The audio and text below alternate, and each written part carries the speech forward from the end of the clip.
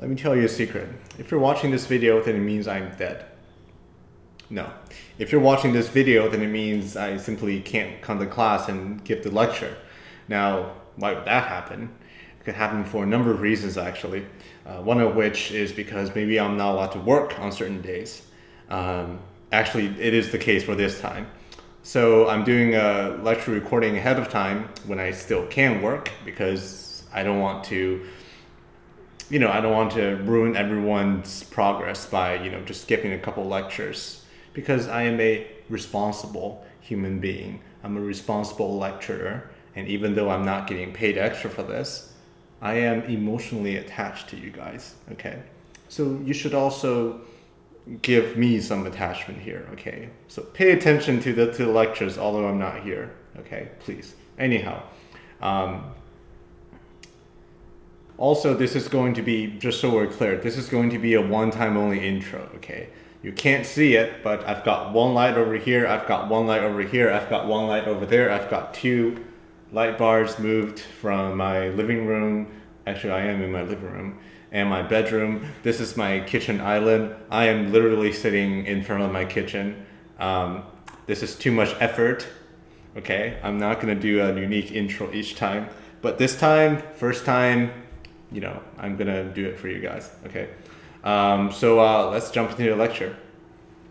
All right, folks, how's it going? How's your day? Any news to share? Sorry, I can't hear you through the computer because I'm not here. Okay, so ideally on Tuesday we should have went over some code examples for variables, mappings, functions, the basic stuff. All right, so today what we're gonna do is we will go over some more conceptual stuff, arrays and structs. All right, more data structures, more fun. All right, let's get into it.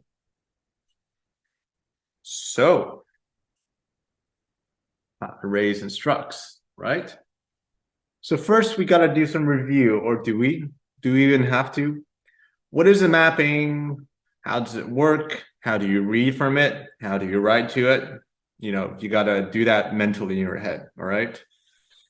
It is very important, okay? Even though I'm not there to push you guys and girls and ask questions, pick on people. You should still try to do this mental exercise because this is very important, okay?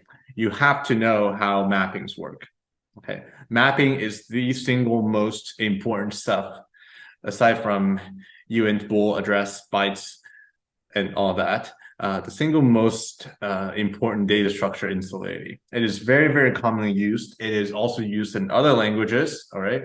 So you have to really wrap your head around it, okay? Especially if you're not clear how a mapping works, you should really start to look into it, okay? Because if you're a little bit confused still, that's okay, all right? But the speed's picking up, okay? And I don't want anyone to get left behind. So if you're not really comfortable with the concept of mapping, you can either come to me, email me to set up an appointment for office hours, or go to one of the TAs and have them explain it to you. Because a mapping is a universal concept, right? And again, in other languages, it's called dictionaries or C++ is called maps, right? So I'm not going to spend too much time on that one, all right? Usually we spend a good half hour at least. Well, okay, usually we spend 5 minutes waiting for everyone to arrive, and then we spent 10, 20 minutes talking some shit about recent news and, fun stories, who got rugged. And then half an hour to do some more reviews because I want to drill mappings into your heads. And then we only have 1 hour for the lecture, right? But in this case, I'm going to skip all that. Okay. The news is I am not allowed to work legally today, the day that you're watching it, or Thursday. Okay. But today is Monday. Okay. The day that I'm recording this. So I am allowed to work right now. So, and again, doing this from the bottom of my heart. Anyhow, so let's skip over some of the review stuff. Move on to arrays and structs. Okay. So what the hell is an array? An array, it's just, it's an ordered list of elements. I'm reading it now. I'm sorry. I hate it when people just read from presentations, but I think I'm doing it. So an array is an ordered list of elements of a predefined type. Okay. Basically a list of things that are of the same type. Now I have a great analogy. If only I can.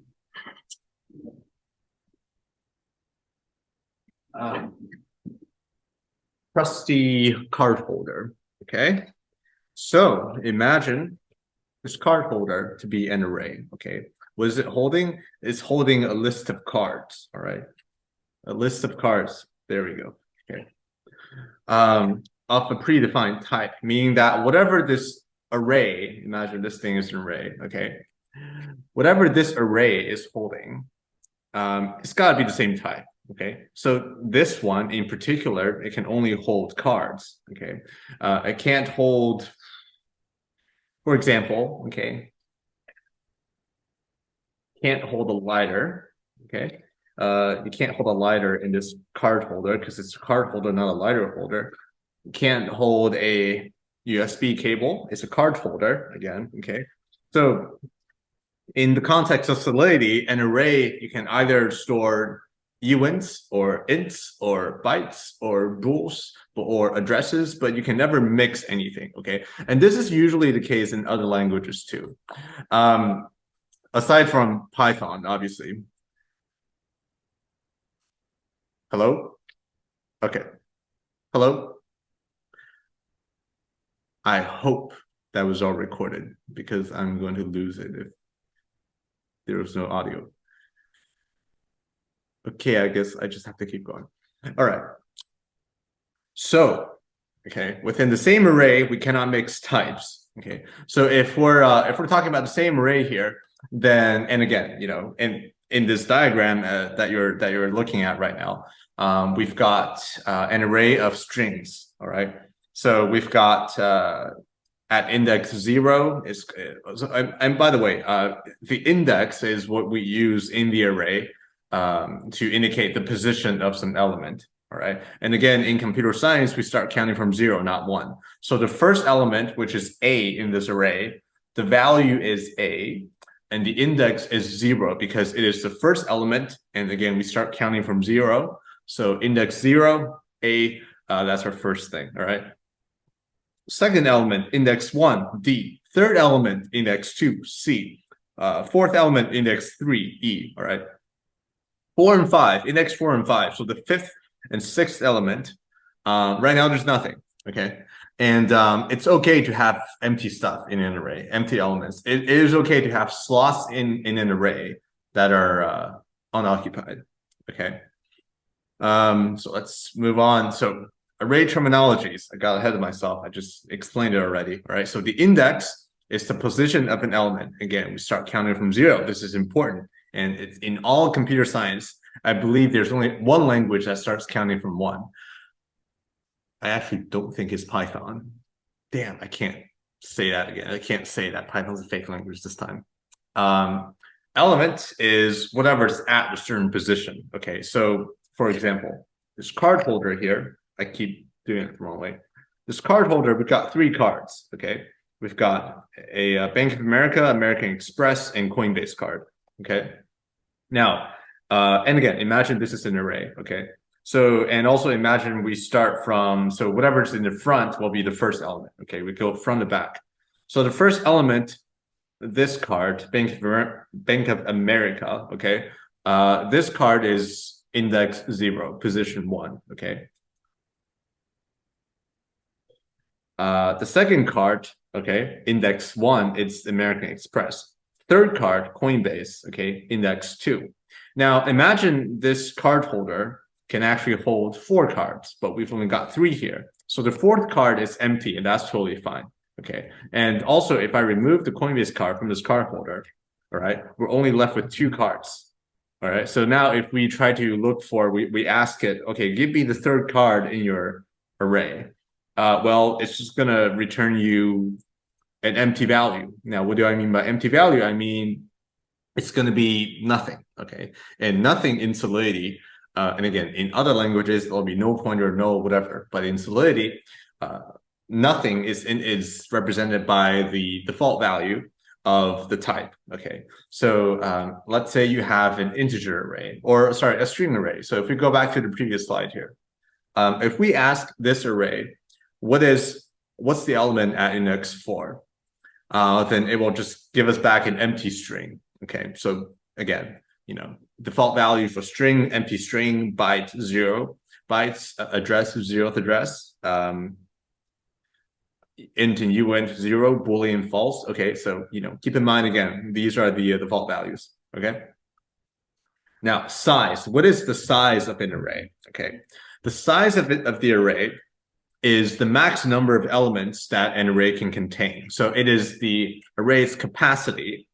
Now this is important. Okay, so let's go back to the card reader thing for card holder that I have here. Okay, remember how I said this card holder is able to hold 4 cards. Okay, but right now it only has 3 cards in it.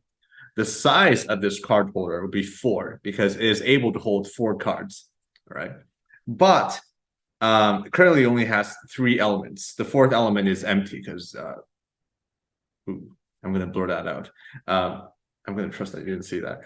Anyhow, this card holder, it only has 3 elements. It has a capacity of 4. Therefore, the size or the length, okay, in the Solidity code is called dot length. So array name dot length. The length or the size of the array is 4. Okay. And in this example, okay, the size of the array is actually 6, despite the fact that we only have 4 elements. All right. All right. So if you look at the thing on the right here, okay, or let's start from the left. Accessing an element in an array, it's pretty similar to how you would do it for a mapping. Okay.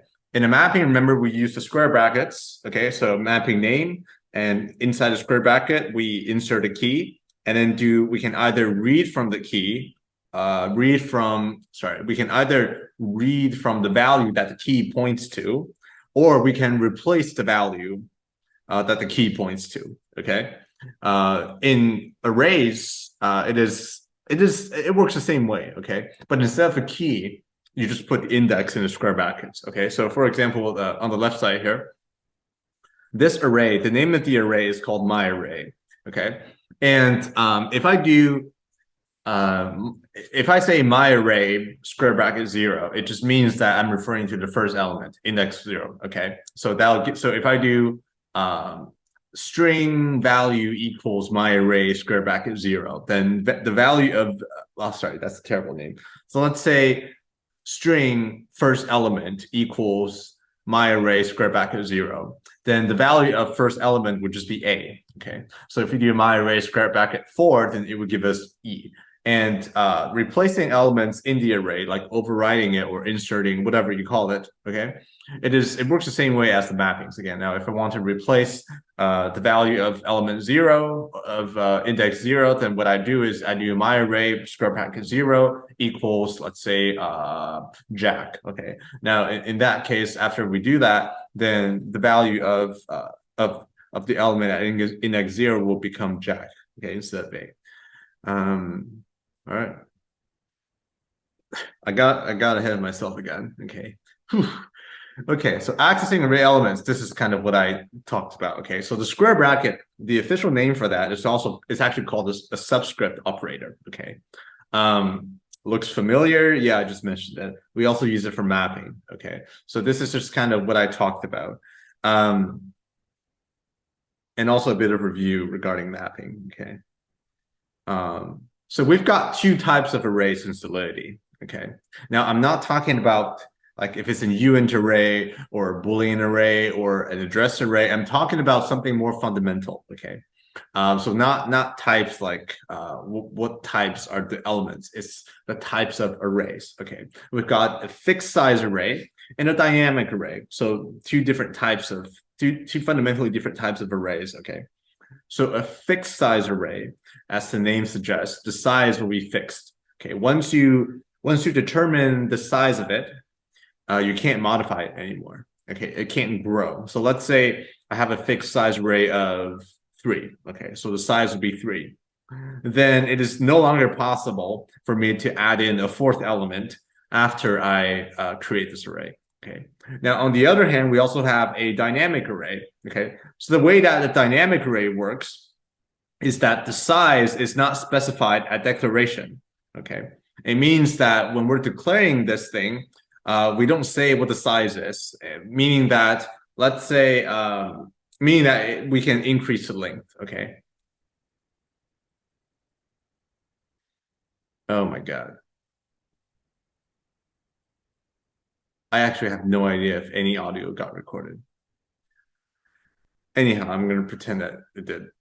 Maybe it was a mistake using the iPhone mic.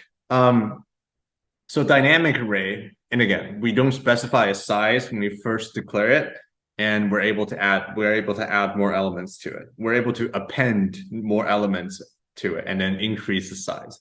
Okay, so that's the main difference. All right. So aside from fixed size and dynamic, there's another dimension of the different types of arrays. And now we're really getting deep into the shit here. Okay. So aside from fixed size or dynamic, we also have storage versus memory. Okay. And in the next slide, I'll have like this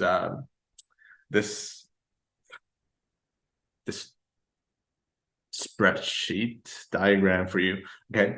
But again, another dimension of types. Okay. So storage or memory. Okay. Storage arrays are declared outside the function. Okay. And it is saved into the contract storage the contract storage region of the account. Okay. If you recall, in the account, in any Ethereum account, we've got 4 attributes, right? We've got balance, nonce, contract code, contract storage. Okay. So as a rule of thumb, anything declared within a contract but outside of any single function goes into contract storage. Okay. So a storage array, again, is declared outside a function and it persists. Okay. It lives in the contract storage. Now, a storage array can either be fixed size or dynamic. All right. Meaning that it doesn't go away. Okay. The value that you modify in the storage arrays, they will stay there. Okay. Until it's modified again sometime in the future. All right. Now, a memory array, on the other hand, okay, it is declared inside a function. Okay. And it's almost like scratch paper. Okay. When you've used to do like a math test or whatever, sometimes you would have scratch paper. Okay. And the point of scratch paper is it's a temporary thing, right? You don't keep your scratch paper. Well, some teachers ask you to turn in your scratch paper, but you usually don't keep them, right? You just throw it away afterwards because it was only something intermediate. And this is kind of what memory arrays are. Okay, memory arrays are declared inside a function. Okay, so remember, anything declared inside a contract but outside a function goes into contract storage. Anything declared inside a function stays in memory. They don't get saved unless you save it to something that's already declared outside of the function. Okay, so basically the analogy is whatever you write on the scratch paper, it doesn't count as anything, okay, unless you write the results onto your actual exam. Okay, so any memory variable that you declare, any variable that you declare within the function, it's created when the function is called, and then everything's deleted when the function ends, unless you save that to an existing variable declared in storage. All right, great analogy. I just came up with it off the cuff. So it's volatile, meaning that, again, when it's created when the function is called, and then at the very end of the function, the last line, or whenever it returns, everything will be scrapped. Okay. And memory arrays cannot be dynamic. Okay. They have to be fixed size. Okay. Now here's a nice little diagram for you. Okay. We've got memory storage on the top and fixed size dynamic on the side. Okay. An array can either be memory and fixed size. Sorry. An array can be fixed size and memory, or fixed size and storage. It can also be dynamic in storage, but it cannot be dynamic in memory. Okay. So just keep this handy. All right. And yeah, let's take a look here. All right. Let's open up the link. Let me.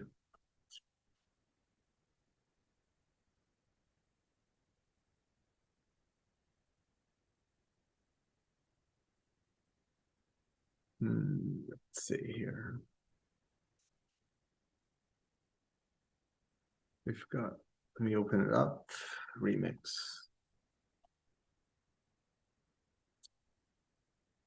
I am doing dark mode because it is 9:25. Okay. So let's see here.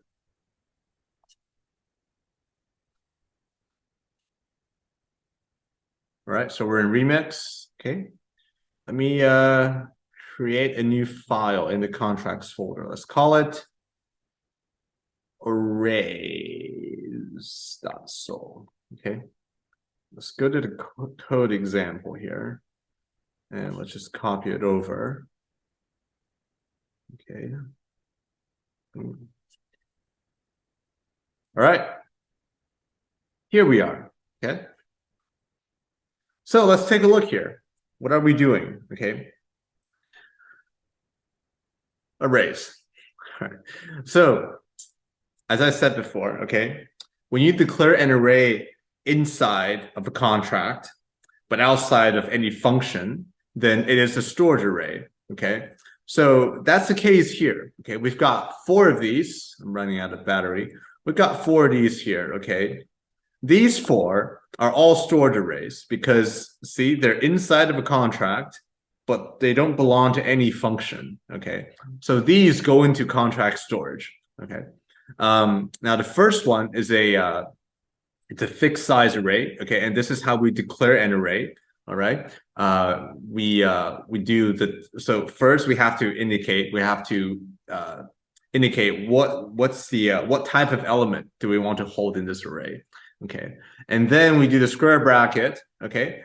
And if you want to declare a fixed size array, then you input the size of the array into the square brackets. Okay. If you're not doing a fixed size array, if you're doing a dynamic array, then again, dynamic arrays, you don't have to know how big it's going to get when you declare it. So you don't put anything. Okay. And once this array is declared, okay, so the visibility is public, just because I want it to be public. There's no particular reason. Also, there's a reason. The reason being, now I should have covered this on Tuesday. Don't tell my future self that. But if the variable is public, then Solidity generates a getter automatically, meaning that I can just click a button here on Remix and then just get the value. Okay. So when we declare a fixed size array, okay, the size is fixed. Okay, but then what goes in there? Okay, we haven't inserted anything yet, right? Now you're seeing a recurring theme here. So for Solidity, right? Whatever goes in there will be basically the default value, and the default value for the given type, which is a uint, will be 0. Okay, and again, in other languages, it's probably going to be oh, damn it. What is it in C++? I should know this, but I forgot. Anyhow, but in Solidity, let's say if you declare a fixed size array of size 5, then you're going to have 5 elements of zeros. Okay, because 0 is the default value for uint. Now, if you change this to a Boolean, then it will just be filled with false. Okay. Now, the second thing, we have a dynamic array. Okay, or we're declaring 3 dynamic arrays. Okay, and by default, again, because dynamic arrays, we don't have to give it a size when we declare them, and because they can grow and shrink. Yes, they can grow and shrink. Then so it just starts off being empty, like literally empty. It's got no elements because we can just insert elements into it as needed. So we don't have to pre-allocate. Okay, we can allocate as we go. Right. So we got 3 of them. Okay, see how we're starting to count from 0. Okay, so in the constructor, okay, what I'm doing here is I'm just initializing some values. Okay, and again, it's always a better practice. It's a good practice to declare the variables out here and then do the actual initialization. Giving it what is it? Not pre-existing condition. Basically, giving it initial value, giving it some initial values. Okay, you do it in the constructor, not over here. Okay, you do it in here. Okay, so what we're doing here is first we have a fixed array of, again, size 3. So what we're able to do here is we're actually able to assign any array of size 3 of the correct type into that variable. Okay, now fixed array will start off with 0, 0, 0, and now I'm assigning an array of 1, 2, 3 to it. So now its value will become 1, 2, 3. Okay, so let's check it out. Deploy, and then you see I have all of these, right? I have dynamic array 0, 1, 2, and then fixed array. Okay, it's populated everything for me. Now it takes one parameter, which is the index. Okay, so right here, because I declared fixed array here, and I am I initialize it to values 1, 2, 3. So if I do index 0, it should give me a 1. Yep. Index 1 give me a 2. Index 2 give me a 3 because it's 1, 2, 3. All right. Now you might be asking, well, what if I do this? What if I just do 1, 2? Okay. Now, what would happen over here is, let me deploy again. The third value will just be 0. Okay. So let's do 0. Index 0 is 1. Index 1 is 2. And index 2 is 0. Okay. But what you cannot do is you can't do this. Okay. Because what you're doing now is you're going over the size limit, right? Now you can see that it's complaining that type of uint array of size 4 cannot be converted of size 3 because it just doesn't fit. All right. So this is totally fine. Let me reset this. Okay. And dynamic array 0. Okay. There are different ways of initializing a dynamic array. Okay. The first way is if you want to give it some initial value, we can just do the same thing as what we did for the fixed size array. Only in this case, I can make it grow. Okay. I can not make it grow, but there's no size limit. That's the point. Okay. I can keep going. Right. Actually, I'm just going to leave it like that. And another way is by using this syntax. Okay. Now, this syntax, what it's saying is that I want to formulate a new array, a new empty array of type uint 256 with a size of 3, and then fill it with just default values. Okay. So what this is giving us here, okay, this gives us this, okay, and if I change it to 4, it will give us this. All right. This syntax is important because this is also how you initialize memory arrays. And right now we're talking about just storage arrays. Okay, these 4 are all storage. We'll get to the memory ones later. Okay, and I have to. I'm gonna tough it out for a bit more. All right, so this will give us 0, 0, 0, 0, and to prove it to you, okay, let me delete the one that we have, deploy a new one. We have auto compile on, so it's going to update it for us. Okay, we don't have to keep clicking on compile. Let's go down here. Dynamic array 1. Okay, if I do 0, it's 0. 1, 0, 2, 0, 3, 0. 4 is going to error out. Okay. Ooh, okay. So this is interesting now. Haha, okay. What? Okay, never mind. Oh, I'm dumb. So what happened here was that, because I also did a push, I forgot. Okay, let me modify this one too. Okay. So what we did is we initialized it to this dynamic array to an array of size 4 with 4 zeros, okay, with 4 0 elements. So 0, index 0, 0, index 1, 0, index 2, 0, index 3, 0, okay. And then what we did is we appended one more element to the end of the array, okay? And we do that using push over here. And this is a visualization of what the array looks like after this push. So if I do add index 4, it will tell me 1 because I inserted 1, okay? If you do index 5, which doesn't exist, it's not going to update it for you, okay? It's just not going to work. If I do 0, okay, so if I reset to 0, if I do 5, it's still 0. Like this request is not going through because you're going over the size limit. So the array doesn't have that many elements and you're asking for it, okay? It's like if you ask me, what does a green card look like? I don't know. I don't have it. Okay. Also, and as we said here, okay, because dynamic arrays, they just start off being an empty array. So if you want to just start adding elements into it, you can just do it right away. Okay, you don't have to initialize it because it's just empty like that. Okay, so low battery. So if I do element at index 0, it'll give me 1. Okay, because I did the push 1 here to this dynamic array 2, which previously had nothing, and now it only has 1 element, which is 1. I'm gonna grab my charger. I need plugs.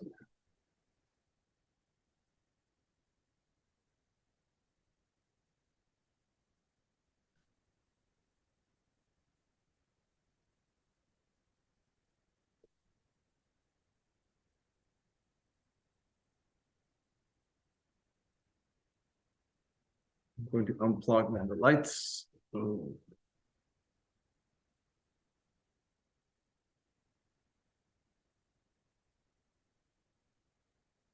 Right. Okay. Back in business. All right. So, okay. What can we do here? Right.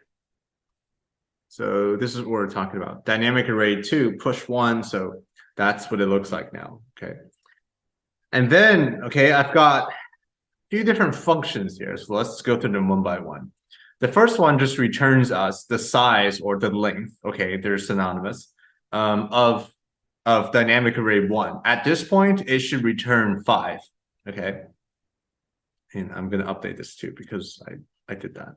All right. Anyhow, at this point, okay, dynamic array 1 length should be 5 because we've got 5 elements here. Okay. So let's see if I'm correct here. Yep, it is 5. All right. So we're getting 5, which is good, right? And here, try push into dynamic array 1. Okay.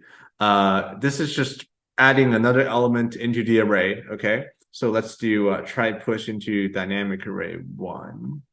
Okay. And transaction succeeded. I hit the console to get more screen real estate. Okay.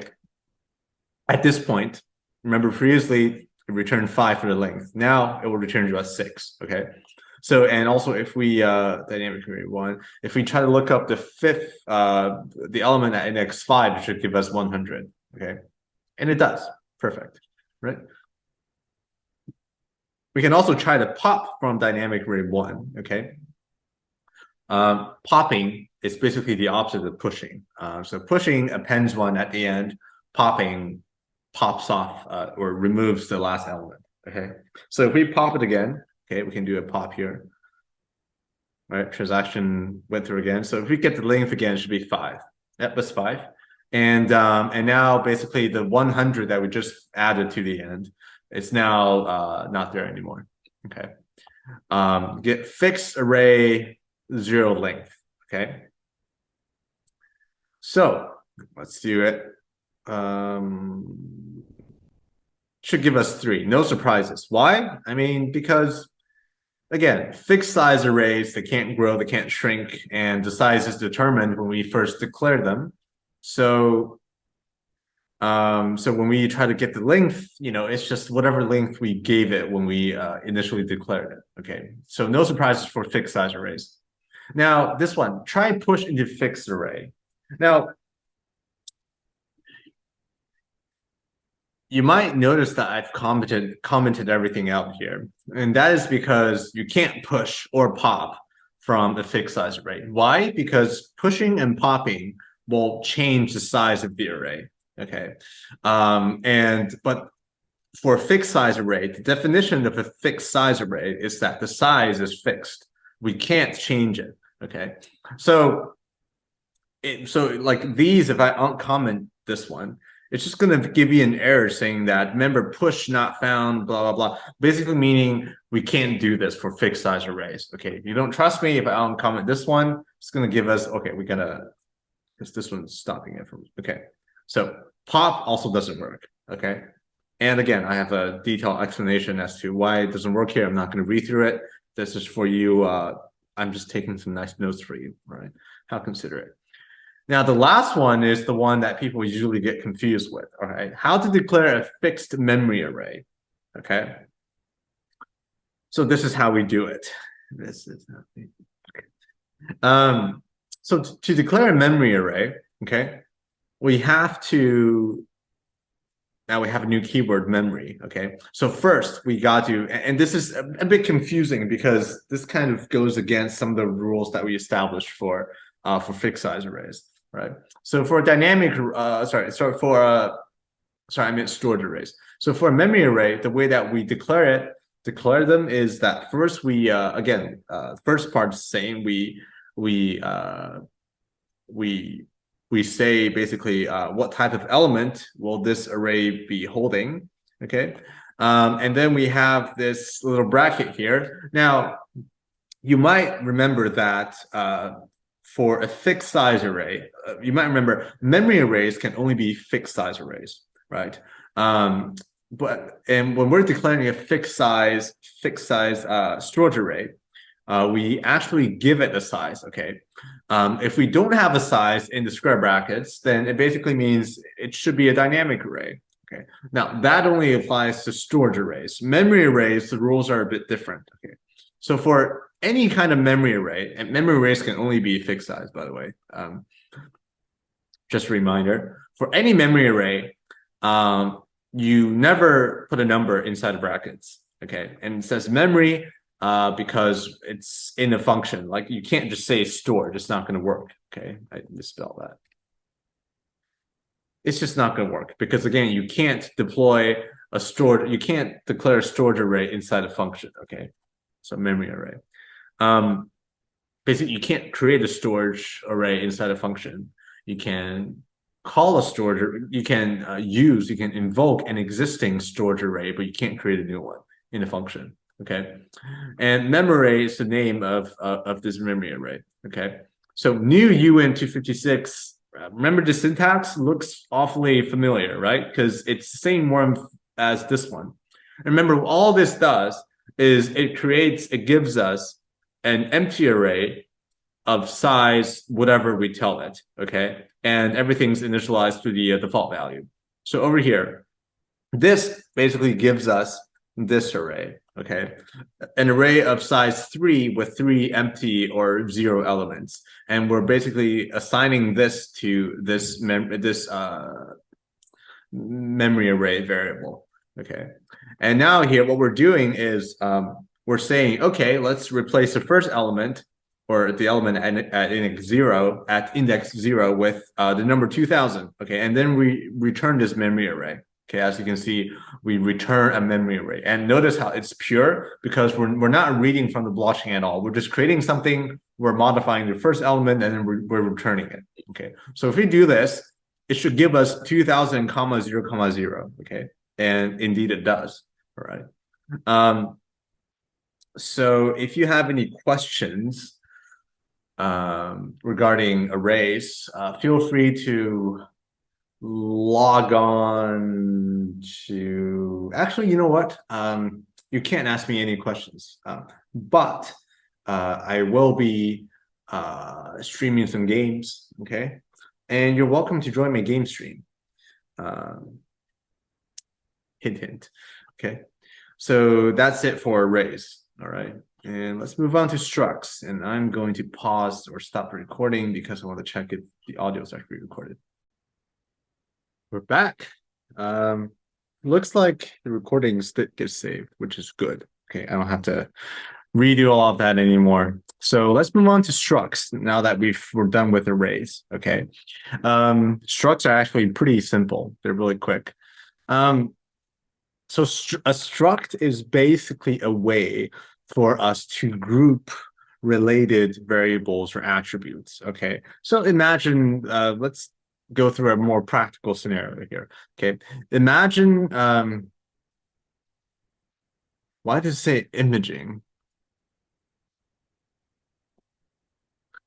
Imagine an on-chain student profile system that tracks name, sex, mailing address, year of admission.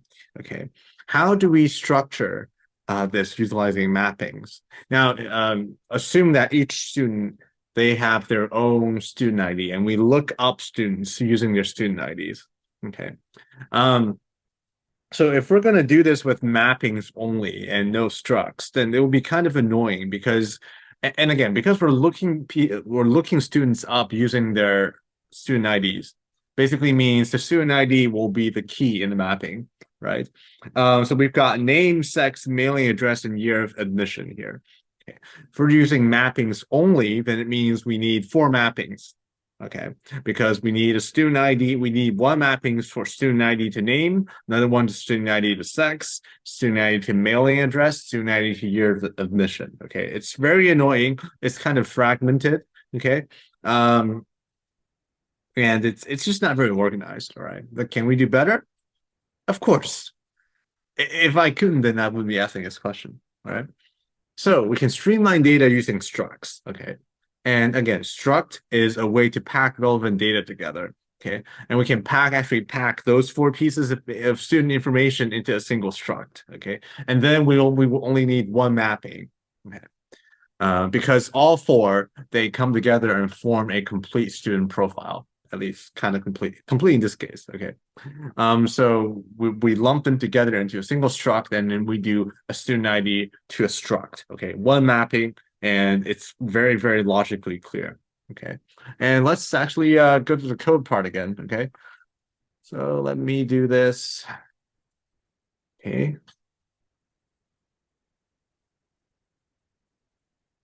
We will have to create a new file. Let's call it structs. Okay, paste that in. Alrighty. Here we are. Okay, structs. Okay. So this is the first case that I was talking about. This is how we keep track of student data, at least the 4 that we mentioned, okay, without using a struct. It is kind of a mess. We got 4 separate mappings, okay? Now, and again, I just want to say that for sex, I'm using bool because it's not gender, okay? Sex, you're either male or female. It's we're talking about biological sex. Don't report me. So we're using Boolean for sex, string for name, string for mailing address, and then uint 256 for year of admission. Okay. And right now we have 4 of them separate into 4 different mappings. Okay. I mean, if I do that, then they don't look together. So not so much, right? They're just kind of like, my point is they're not. Is it is cogent the right word to use here? I don't think so. Are they like, they're not together? Okay. But if we're using a struct, then things are much more streamlined. Okay. We use a struct. Okay, let's give the struct the name student. And by the way, this is the syntax of how you do it. So what we're saying is we're creating this struct. We're creating this structure, and the name of the structure is student. Okay. And within the student struct, we've got 4 attributes. All right, we've got name, we got sex, mailing address, year of admission. Everything we had up here, okay, but in a single struct, okay? And the great thing about this one is that once we group them together into a single struct, and you see when we're trying to use a mapping to point from a student ID to their information, we only need 1 mapping, okay? So you're mapping from you went to the struct name, and actually the name that you give the struct here is actually, it becomes the type name of the struct. Okay, you're literally creating a new type here, which is pretty cool, okay, using a struct. And for example, a string in Solidity underneath is actually a struct. Okay, so just but it's called a string, it's built in, so you can create your own different types, and then you're using with the help of structs. Okay, it's very powerful that way. So let's we have a function here that basically sets information for a given student. Okay. So we have student ID because we need the key in order to set some value. Okay. We've got name, sex, mailing address, and year of admission. You know, all the information that we needed to populate a student. Sounds kind of weird.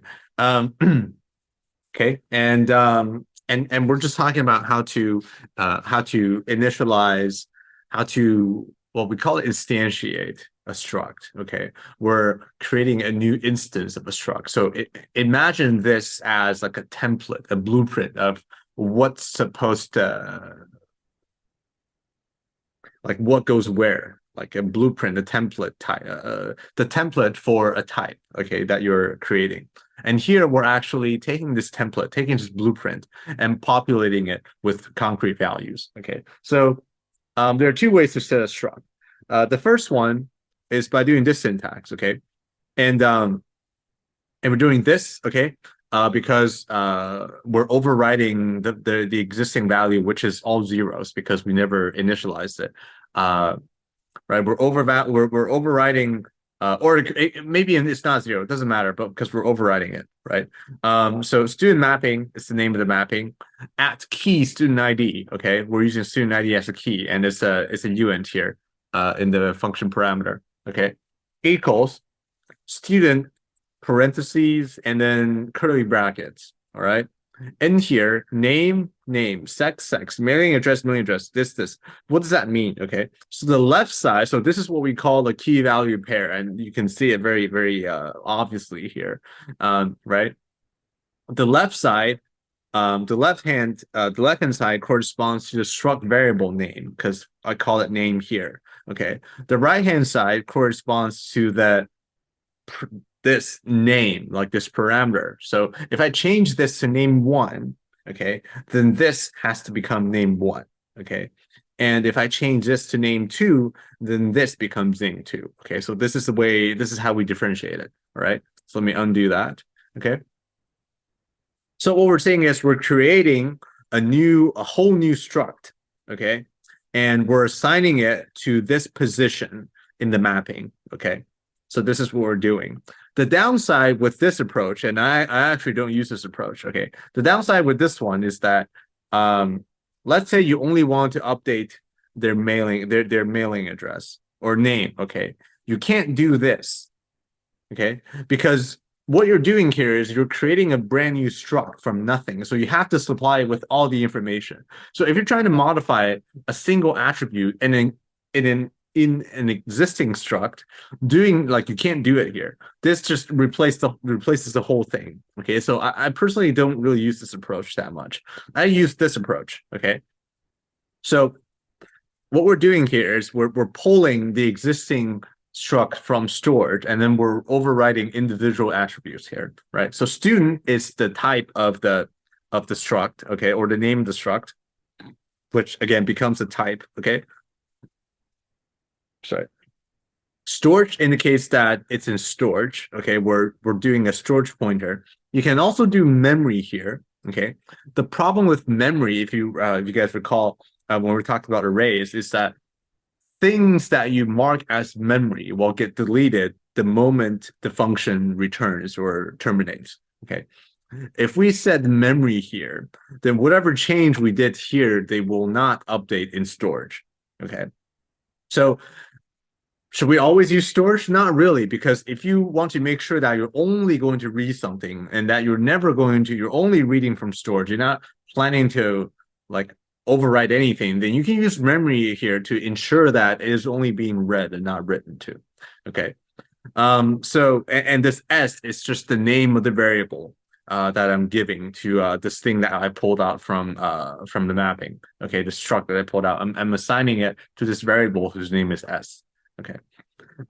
So s.name just corresponds to this entry, and then I'm equating it to name. Okay, I'm assigning it to this name in the function parameter.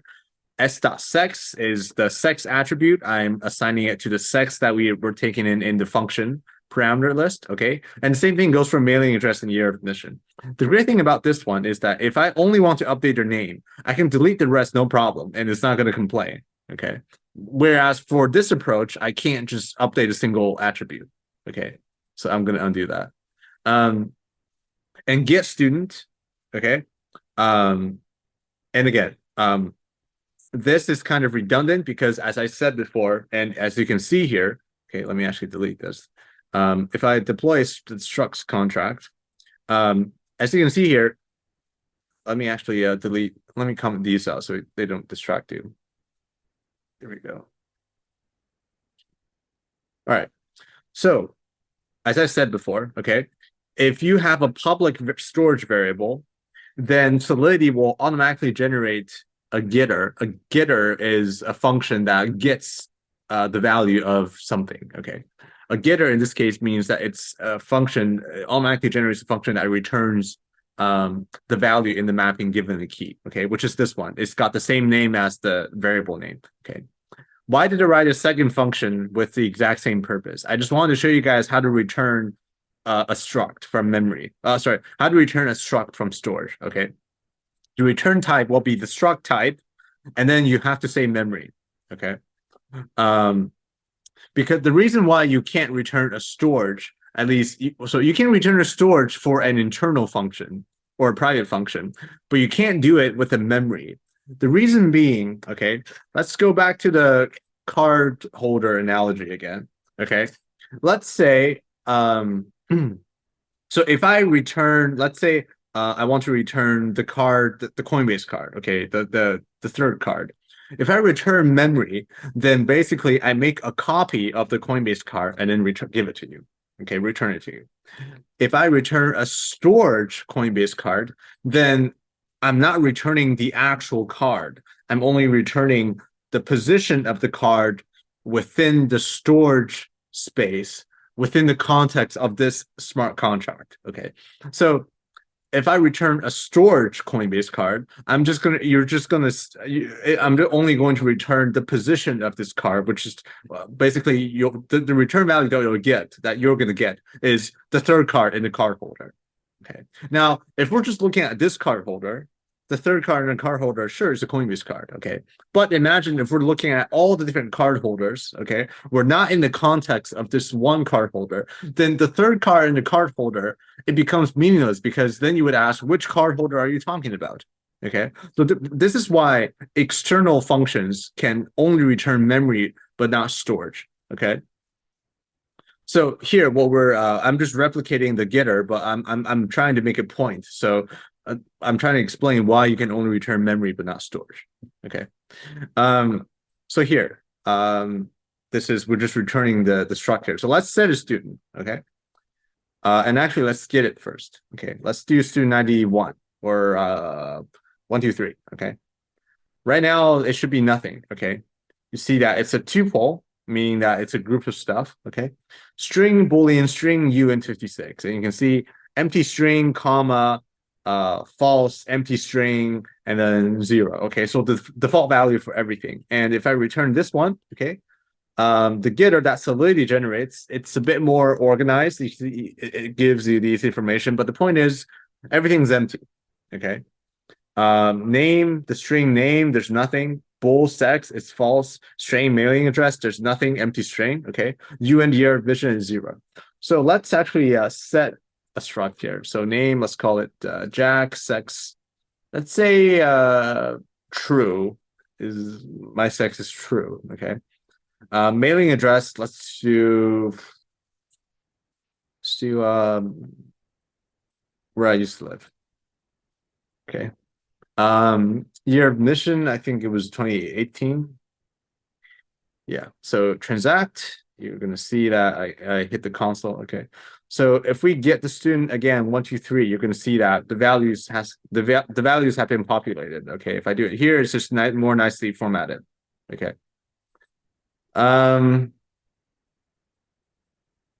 Yeah. So that was all about structs, and this is it for the Thursday lecture. Thanks for tuning in remotely, and I will most likely record another one. Also, homework two, yes, homework two. After you've seen this recording, you can finish homework two, and I'm actually going to release it on Tuesday, and it will be due the next Tuesday. All right. If you need help, go to Jordan and Dylan and Gaurav. They're all fine. But Jordan has limited experience with Solidity, and Dylan has quite a bit of experience with Solidity. Okay, so Dylan will be your best bet. Um, I'm going to record another thing for next Tuesday just in case I still cannot work. Okay, and I will post it sometime in the future. All right. So again, thanks for tuning in, and I'll hopefully see you next week. If not, then and I'll see you when I see you. All right, bye guys.